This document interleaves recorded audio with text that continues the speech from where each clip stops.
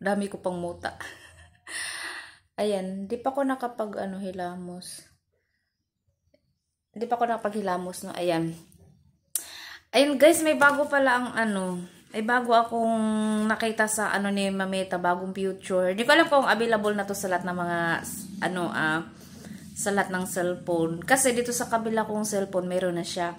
So, ito yung bago niyang future guys. Di ba yung dati, ang daming nag-aaway-away about sa likes kasi ayaw nila ng likes. Mas gusto nila yung heart kasi yung daw counted. So, ngayon guys, siguro, narinig ni Mamita, nag-away-away ang mundo. Ang mundo!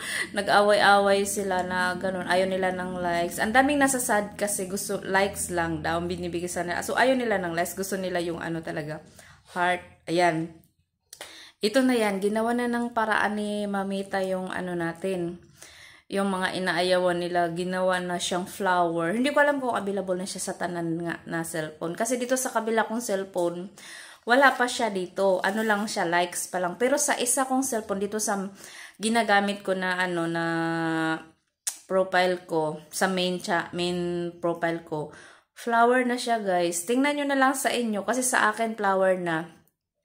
Ang cute pa naman ng flower, siya, purple na flower. So, di ba, hindi ka na hindi ka na masasad yung pag binigyan ka ng flower, kasi flower na nga, 'di ba? O flower na lang ng flower. Dati kasi ayaw kasi nila ng mga likes. So ayan.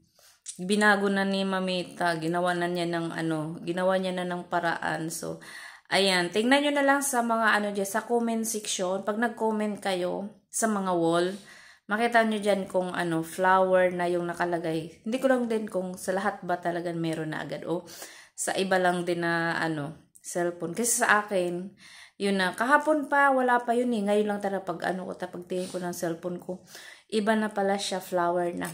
Ayan. Thank you for watching. Bye!